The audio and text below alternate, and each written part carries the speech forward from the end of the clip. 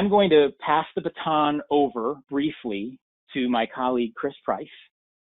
He is the head of our SaaS vertical here at AcctTwo, and he's going to provide you with a brief update today on what's new with the SaaS Intelligence product. It's changing every quarter, and he's got some information on the newest release of this product, so maybe something you'll want to consider.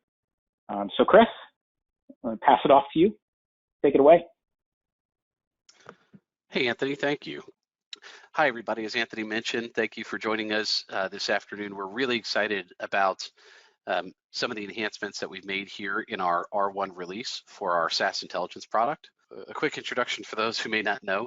Our SaaS Intelligence application is a fully automated cloud-based application that is built directly on Sage Intacct that helps organizations who are either software and SaaS-based companies or those who may have a subscription-oriented nature to their business really see into the KPIs and the KPIs and metrics that are important in understanding the business, basically the growth, predictability, and sustainability of their organizations.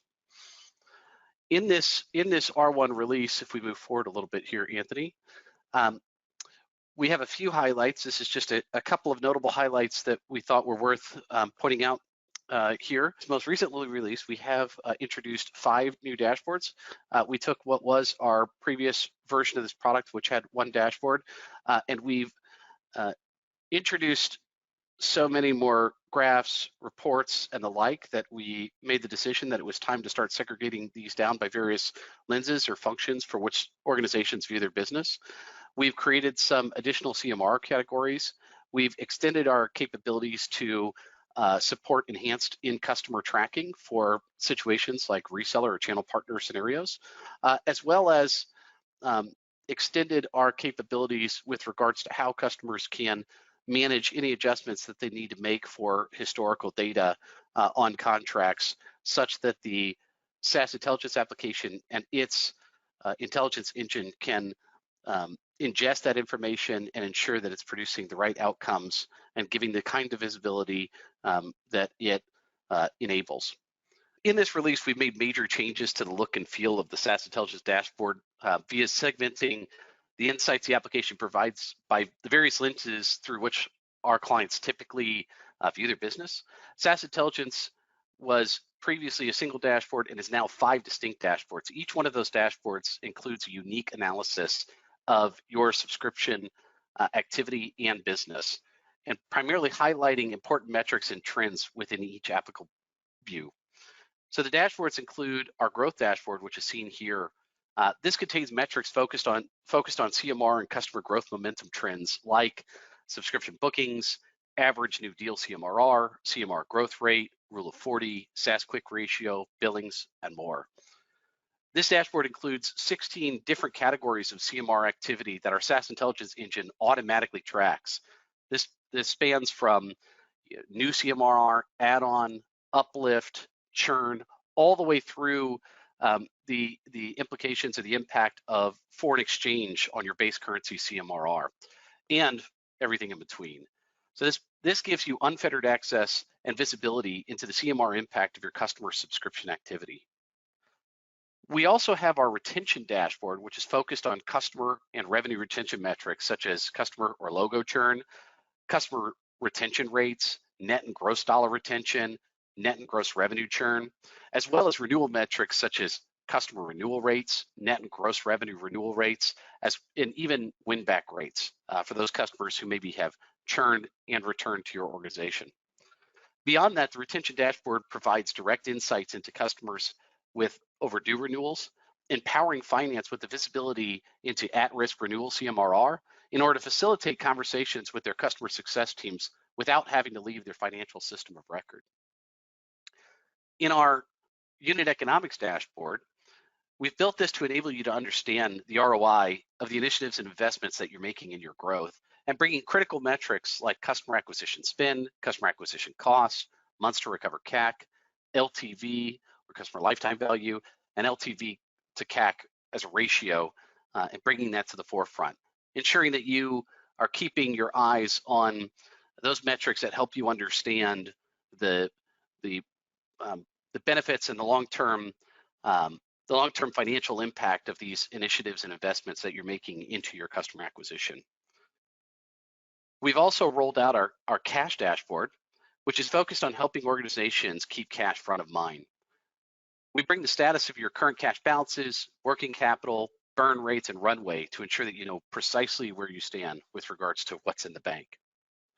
And then beyond that, we also have our audit dashboard, which is bringing to light information like your organization's CMRR available to renew, forecast out to the future, to provide visibility into the future renewal events and the CMRR that will be at stake. A CMR and revenue reconciliation report to assist the finance function in validating these revenue metrics, as well as quick highlighted indicators for any deltas that fall outside of reasonable variances. Additionally, we've included reports like our CMR roll forward and snowball reports to support the finance function in quickly delivering on due diligence and covenant reporting requests on a moment's notice.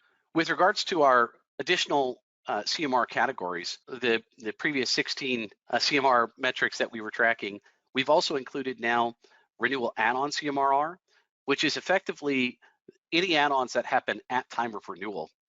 We've done this in order to ensure that we have a more precise calculation of net renewal rates as a metric by isolating the expansion as a result of renewal add-on activity.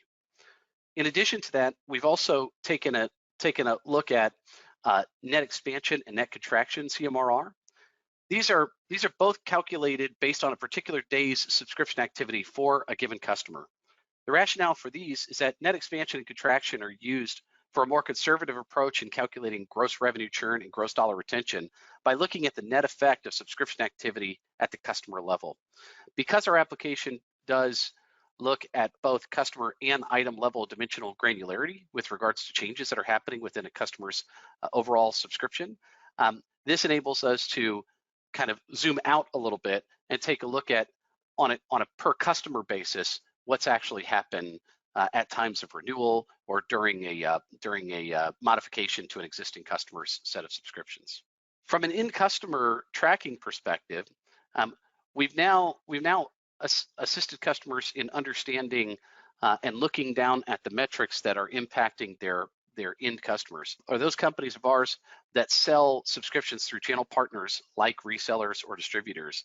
It's standard practice to code transactions in Sage Intacct against the channel partner for the purposes of your order tracking, accounts receivable, payments, etc. Oftentimes companies want to track the underlying end customer to which the channel partner has sold the subscription in either a separate Sage Intacct dimension, such as a class dimension or a user-defined dimension, or designated in a text field such that they understand who is actually the end customer who owns the subscription. As a result, we've enhanced SaaS Intelligence to more accurately track the subscription activity based on these end customer designations to ensure that the applicable metrics are reflective of the underlying end customer subscription activity. The importance of this feature stems from the value of tracking actual subscription activities and customer metrics of the end customers who represent things like new customers to your products, even if they are buying through something like a channel partner or a reseller. Being able to analyze the subscription activity and related KPIs based on end customer behavior reveals far more information about the effectiveness of your organization on growing, retaining, and expanding your customer base, even if that happens to be through a channel partner or reseller channel. With regards to our SaaS adjustments for contracts, let's be honest, the contracts data that you receive from sales isn't always perfect. Sometimes those mistakes aren't caught until after you've already performed actions within the Sage Intacct contracts module, such as billing, revenue recognition, MEA allocations, and the like. And those types of activities lock down certain edits to preserve accounting compliance. Well, while these errors may be minor, they can have an adverse effect on how SaaS Intelligence interprets the subscription activity related to those contracts. So in this release, we've extended the SaaS adjustment order entry transaction capability to support modifications related to contracts and contract lines. What this means is that you're now empowered to create SaaS adjustment transactions that are used by our application as replacement for any errant contracts, either whole contracts or individual contract lines. So this enables you with a simple method to resolve errors impacting SaaS Intelligence that occur on contracts, even if that contract is otherwise unable to be edited. There are a number of other enhancements that we are rolling out in this particular release. These were the notable ones, but we are very excited about these and future enhancements that we're rolling into the product.